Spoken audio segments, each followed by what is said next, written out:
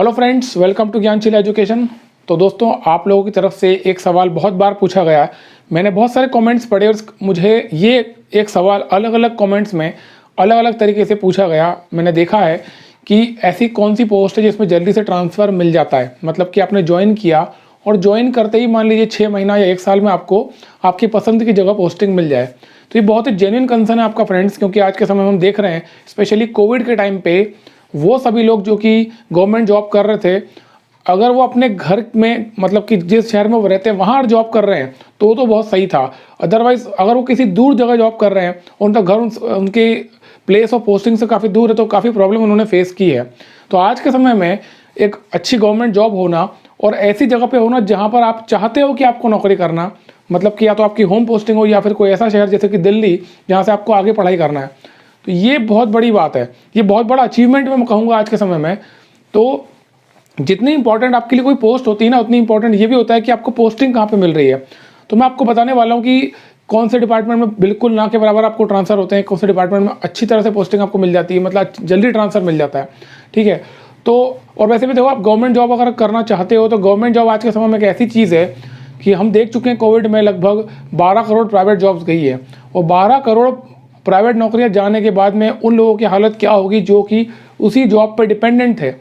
और उसी सिचुएशन में अगर आप देखेंगे किसी गवर्नमेंट एम्प्लॉय को जिनका 1 रुपया नहीं कटा, अगर कोरोना के टाइम पे जब लॉकडाउन लगा था और पूरा देश अपने अपने घरों में बंद था, तब भी उनके घर में बैठे बैठे उन्हें सैलरी मिल रही थी। ये बेनिफिट होता है गवर्नमेंट जॉब होने का। ठीक है। और अगर आप सेंट्रल गवर्नमेंट में, ज़्यादा बेनिफिट मिलता है, बिकॉज सेंट्रल गवर्नमेंट में इतना ज़्यादा वर्कलोड नहीं होता जैसा कि स्टेट गवर्नमेंट में होता है।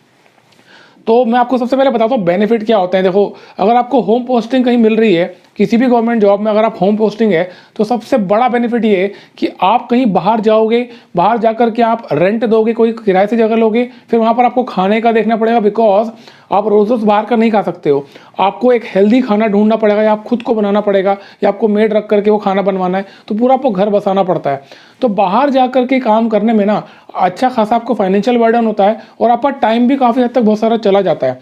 वही पोस्टिंग अगर आपके घर पे मान लीजिए कि जहाँ पर रहते हैं या उसी शहर के आसपास जहाँ पर रहते हैं वहाँ पर आपको पोस्टिंग मिल जाए, तो क्या होता है ना, आप इस सब चीज़ों से बच जाते हो। आपको किसी का घर का किराया नहीं देना, आपको फाइनेंशियल बर्डन खत्म हो गया, फिर खाने पीने का आपका हेल्थ इश्यूज़ आपको नहीं आएंगे। तो कहीं ना कहीं बहुत ज़्यादा बेनिफिट होते हैं होम पोस्टिंग के। अब मैं आपको बता दूं कि जब भी आपको आपकी ज्वाइनिंग होगी ना, सबसे पहले तो मैं आपको हमेशा से ये कहता हूं कि आप लोग ये मत सोचा करो कि केवल एग्जाम क्लियर करना है, केवल सिलेक्शन लेना ही इंपॉर्टेंट नहीं है। मैं हर बार आपको कहता हूं कि जब भी आप एग्जाम की तैयारी करो, ये सोच के करना कि आपको अच्छी रैंक लगानी है। मान लो आपका सपना है जीएसटी, एक अच्छा डिपार्टमेंट है, काफ़ी कुछ आपको सीखने को मिलेगा इस डिपार्टमेंट में। और अच्छी बात ये है जीएसटी डिपार्टमेंट की कि आप पूरे 60 साल की नौकरी करने, मतलब 60 साल के होने तक अगर आप नौकरी करोगे ना, तो उसके बाद अपना खुद का कुछ कर सकते हो, बिकॉज जीएसटी अपने आप में एक नया रेजीम है, तो इसमें काफ़ी कुछ है करने को। लेकिन एक प्रॉब्लम है इसमें आपको ट्रांसफ़र ना के बराबर है। जब आप ज्वाइन कर लोगे, मान लो आप दिल्ली में रहते हो, आप बिहार में, यूपी में रहते हो, आपकी रैंक अच्छी नहीं आई, लेकिन आपको जीएसटी मिल गया और आपकी पोस्टिंग हो गई केरला में, आपकी पोस्टिंग हो गई अंडमान निकोबार आइलैंड्स में, क्या करोगे? क्योंकि आपको ज्वाइनिंग मिल चुकी है, आपको करना तो है ही। तो क्या पूरी ज़िंदगी आप केरला में नौकरी कर सकते हो? क्या जब तक आपका पहला प्रमोशन ना भी हो 7-8 साल 9 साल तक, तब तक आप क्या कर पाओगे? और कितना मुश्किल होता है वो, क्योंकि लैंग्वेज बैरियर होता है जब भी आप ऐसी स्टेट में नौकरी करोगे जहाँ पर आपको लैंग्वेज का प्रॉब्लम है। और देखो, हमारे देश में आप जानते हो कि रीजनलिज्म है, क्षेत्रवाद होता है। आप महाराष्ट्र में जाओगे तो वहाँ पर मराठी लोगों को ज़्यादा प्रेफरेंस दिया जाता है, तमिलनाडु में जाओगे तो तमिल लोगों को दिया जाता है, और वो अपनी लोकल लैंग्वेज में बात करते हैं। तो आपको बहुत ज़्यादा लैंग्वेज बैरियर आने वाला है इन चीज़ों में। तो इसलिए ऐसी एक पोस्ट होना जिसमें आपको कहीं भी पोस्टिंग हो और 6 महीने के अंदर पोस्टिंग हो जाए, उस पोस्ट का नाम है जूनियर स्टैटिस्टिकल ऑफिसर। मेरा विश्वास करो फ्रेंड्स, मैं जो बातें आपको बता रहा हूँ ना, ये व्यक्तिगत अनुभव से बता रहा हूँ, मतलब मैं किसी से पूछा नहीं है, मैं खुद आपको बता रहा हूँ कि मैंने देखा है। हमारी बैच के ही कितने सारे लोग हैं, मतलब मैं कहूँगा लगभग सभी लोगों के ट्रांसफ़र हो चुके हैं 6 महीने के अंदर, साल भर के अंदर।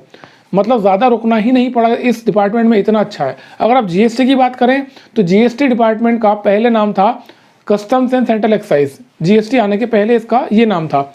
लेकिन इस डिपार्टमेंट में उस समय से ही ट्रांसफ़र पोस्टिंग बंद हो चुकी है, मतलब कि ट्रांसफ़र आपको मिलना ही नहीं है किसी भी हालत में। लास्ट ईयर से ये सुनने में आ रहा है कि इनकम टैक्स ने भी अब ट्रांसफ़र्स बंद कर दिए हैं, मतलब आप अप्लीकेशन लगा ही नहीं सकते ट्रांसफ़र की। वहीं अगर आप ऐसा डिपार्टमेंट आपको मिल रहा है जहाँ पर आपकी कोई दूसरी जगह पोस्टिंग हो जाती है और आपको ट्रांसफ़र चाहिए होम प्लेस में, होम स्टेट में, तो 6 महीने साल भर में आपको पोस्टिंग मिल जाए, इससे बढ़िया क्या हो सकता है। अब इसका रीज़न मैं आपको बताता हूँ कि जेएसओ की जो पोस्ट है ना, इसमें क्यों ऐसा होता है, क्यों ऐसा है कि आपको आसानी से पोस्टिंग मिल जाती है। देखो पहली बात तो ये फ्रेंड्स कि इस पोस्ट के बारे में लोगों को पता ही नहीं होता है। लोगों को इस पोस्ट के बारे में काफ़ी सारे नेगेटिव चीज़ें मालूम है। कुछ उनको लगता है कि ये फील्ड जॉब है या बहुत ज़्यादा हेक्टिक होगी या इस पोस्ट में पावर नहीं है। ठीक है, तो ये सच है कुछ हद तक। इस पोस्ट में पावर आपको फील नहीं होगा, बिकॉज पावर वाली पोस्ट ये है ही नहीं। इनकम टैक्स एक पावरफुल डिपार्टमेंट है, सीबीआई एक पावरफुल डिपार्टमेंट है, कोई इन्फोर्समेंट डायरेक्टरेट एक पावरफुल डिपार्टमेंट है। तो जब आप ऐसे महकमों में काम करते हो तो आपको पावर फील होती है, लेकिन जब मिनिस्ट्री ऑफ स्टैटिस्टिक्स में आप काम करोगे तो पावर फील नहीं होगी आपको। नो डाउट थोड़ी सी फील्ड जॉब भी रहती है, लेकिन दोस्तों इसी पोस्ट में कई सारे ऐसे बेनिफिट्स हैं जो किसी और पोस्ट में नहीं है। अगर आपको मान लो खराब रैंक किसी कारण से आपकी आ जाती है और आपको पोस्टिंग बहुत दूर मिलती है, 6 महीने साल भर आप एप्लीकेशन लगाइए, 6 महीने साल मैक्सिमम 1.5 साल में आपको अपनी पसंद की जगह पोस्टिंग मिल जाएगी। और ये बहुत बड़ा अचीवमेंट है आज के ज़माने में।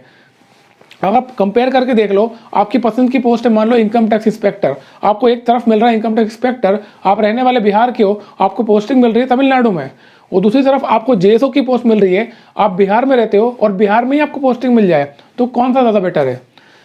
डिपार्टमेंट एक हद तक आपको अच्छा लगेगा, एक हद तक लुभाएगा, लेकिन at the end of the day एक लॉन्ग टर्म में अगर आप देखोगे तो जिस जगह पे आप काम कर रहे हो वो भी आपके लिए सूटेबल होना चाहिए, क्योंकि अल्टीमेटली आपको काम करना है। कई लोग क्या करते हैं, जेएसओ की पोस्ट इसीलिए लेते हैं, मैंने कई मेरे स्टूडेंट्स को देखा, वो सर जेएसओ की पोस्ट इसलिए लेना है क्योंकि हमको दिल्ली पोस्टिंग चाहिए, हमको आसानी से दिल्ली पोस्टिंग मिल जाएगी, हम एक जॉब करते करते यूपीएससी की तैयारी करना चाहते हैं, मुझे आईपीएस बनना, आईएएस बनना। तो ये सपने भी ऐसा भी लोग करते हैं, क्योंकि आपका अगर कोई बड़ा ड्रीम है तो आप इस पोस्ट को एज ए ऑप्शन लेके चल सकते हो कि हाँ ठीक है, इसको हम रखेंगे ताकि हमारी 50-60 हज़ार पर मंथ की इनकम होती रहेगी और उसी से हम अपने आगे की पढ़ाई में खर्च करेंगे। तो देखो मैं आपको ये नहीं कह रहा हूँ कि जेएसओ आपकी ड्रीम जॉब होना चाहिए, लेकिन मैं आपको इसके इतने सारे फायदे बता सकता हूँ जो आपने कभी सोचे नहीं होंगे, ना आपको किसी ने बताए होंगे। क्योंकि इस डिपार्टमेंट में काम करने का एक्सपीरियंस मेरे पास में अच्छा खासा है, तो मैं आपको ज़्यादा अथॉरिटी से बात बता सकता हूँ कि यहाँ पर कई सारी ऐसी चीज़ें हैं जो किसी डिपार्टमेंट में आपको नहीं मिलेगी।